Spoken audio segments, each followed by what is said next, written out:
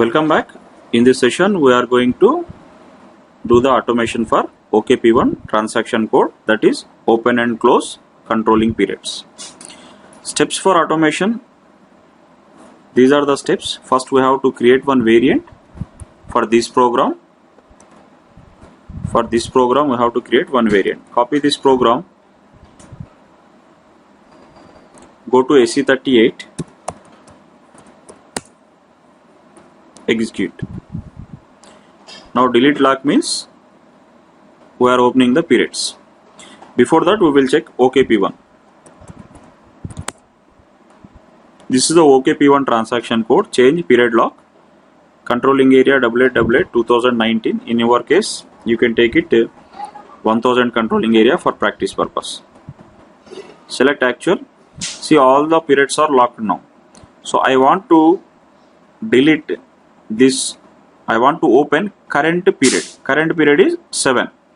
See, right now all these are locked. Now we are in July. For the purpose of understanding this, we are going to schedule one job for 7 period. Go back to SE38. Delete means these are the locks we are going to delete. Means we are opening the period here. Enter controlling area. Period 2019. You can give any dummy values. Since year period is dynamic, system will pick automatically. Period is 1, 12. Give any values here. Version is 0. Now coming to these business transactions. Whatever the business transaction you want to open automatically, then select those business transaction. Here in Excel sheet, I am going to share this Excel sheet along with the course.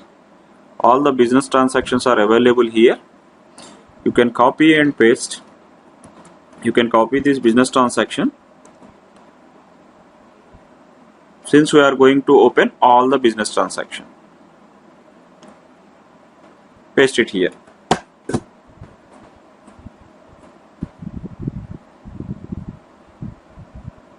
Execute. So this is the actual. The lock is for actual, and we are going to save the variant.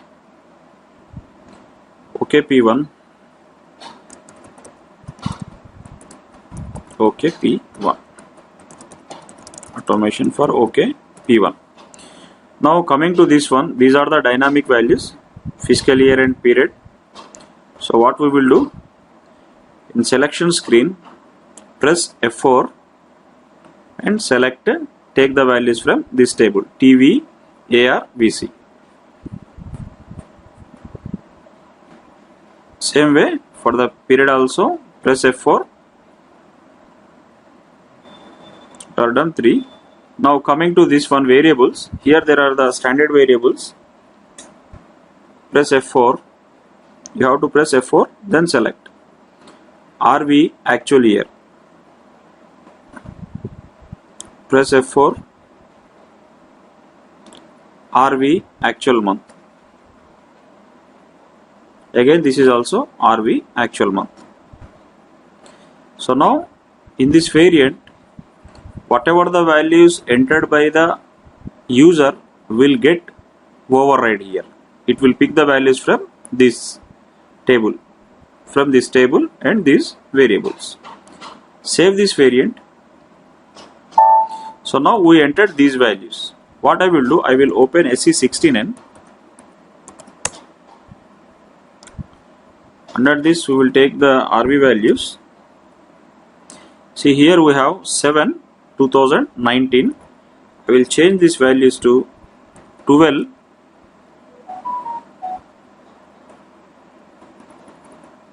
2015 for the purpose of testing only. Save this. Go back to your variant. You can click here, take the variant again. See now what, just have a look at the period, how periods are getting changed automatically. Even though we entered 2019, it will override, it will pick from the table only. See, values got changed. Hope you understand the concept here. So now you can come out of this one. You close this, go to steps, create variant is done. Variant name is OKP1. Schedule background job for updating variables. So here now variables, these variables, variable means these variables. There are two ways, as I said earlier. Either you can change it manually or you can schedule the background job. Now 7:36, what we will do, we will schedule the job at 7:38 for this one, this program. Copy this program, go to SM36. T code for scheduling the job is SM36. I am entering the same program name here. Only this is only for testing purpose. Go to steps. Here we don't have any variants here. If you have any variant, just select the variant. Here we don't have any variants actually. Enter your program, save. Now again back. If you don't understand this, just watch this video a couple of times. You will get clear understanding. Start condition, date and time. Now coming to here, one important question. This job is scheduled once and it will get executed automatically on 1st of every month. So we no need to schedule the job again and again. In case of any issues, if job got failed, then only we have to check in and schedule the job again. Hope you understand the concept. Take the today's date for the purpose of testing. Now table values before changing 12/2015. You have to remember this one. I will come out. I will close this one. I will close. Now time is 7:38. So what I will do, 7 means 7 plus 2, 19.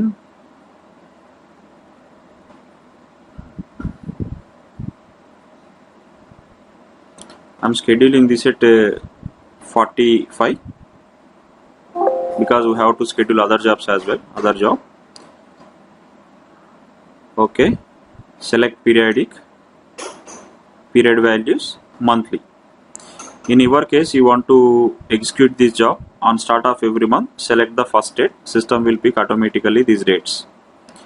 Save this. Don't forget to save. Again, you have to save this one. See, you should get this message. Released. We have successfully completed scheduling this job. Now go back again. This we already done. Means we already had a look at this table. Now take this program for scheduling OKP1 transaction and I will enter this one. Now we are going to schedule the second job. Step and select your variant. Our variant is this one. Save this one. Go back. Start condition, date and time. We are going to schedule this job for today only for the purpose of testing. We scheduled this previous date update job at 19:45. At least we have to give 2-3 minutes time between these two jobs. I will schedule this at 48. Select periodic. Periodic values is monthly job. Save this one. Save. Don't forget to save the final one. So now both the jobs got released. Now go to SM37. Execute.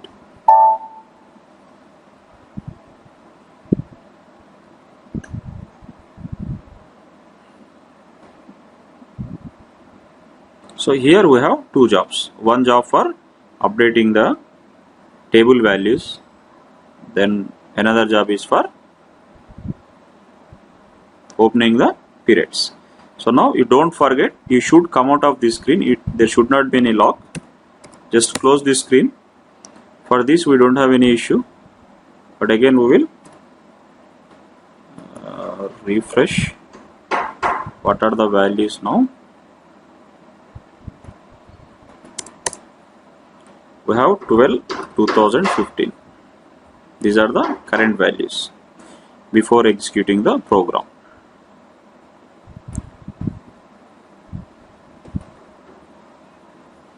Now time is 42. We have 3 minutes.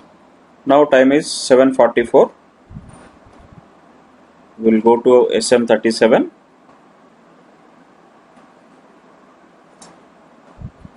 We will wait for 1 minute.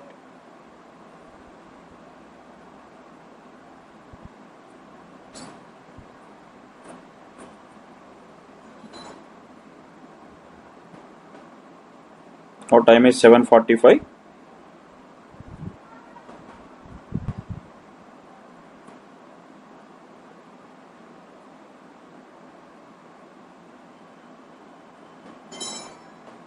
Refresh. Still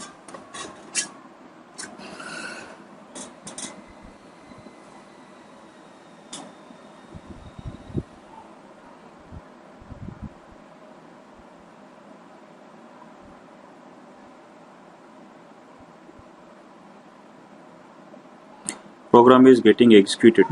So we will see, maybe 7:46 we can be able to see the results for first one.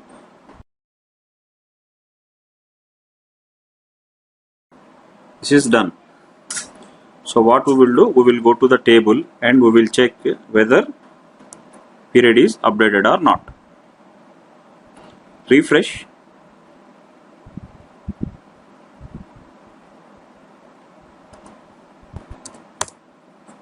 See, now period is updated to 7/2019. So our first step is done automatically. No need for any manual change. This is done successfully. This one. Now again we have 3 minutes gap between two jobs, 7:45 and 7:48. We will see this at 7:48.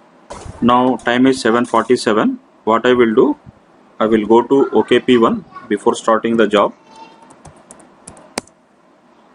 Just I will have a quick look. See, now period is 7.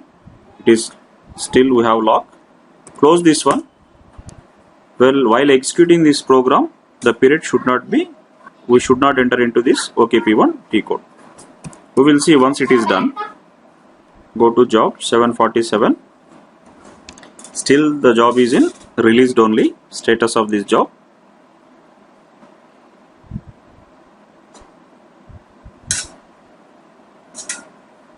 At the end of this course, we will discuss one requirement as well. We will see how to achieve that requirement as well. Now 7:48 time. If you like this course, don't forget to give your review. Now refresh this one.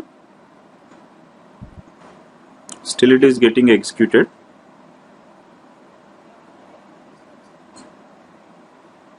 See, now job is status changed to finished. Click on this one, spool. Click on this type. See, these are the business transaction, system selected. Period lock for controlling area have been changed. Now what we will do, we will go to OKP1 transaction code and we will check actual. See, now period is opened automatically. Hope you understand the concept how to automate the OKP1 transaction code. If you understand variable properly, it's not a complicated one. Scheduling the job, you don't know, take the help of a basis consultant. They will help you for scheduling the jobs. Don't forget to give your feedback by writing a review. Your feedback may not matter for you, but for me it is very important. If I come across any improvements in the course, I can make those improvements so that it is more useful for the students. That is my concept. So if you have any comment, suggestion, then you can leave that one-to-one as well. Please don't forget to rate the course by writing a review. Thank you very much.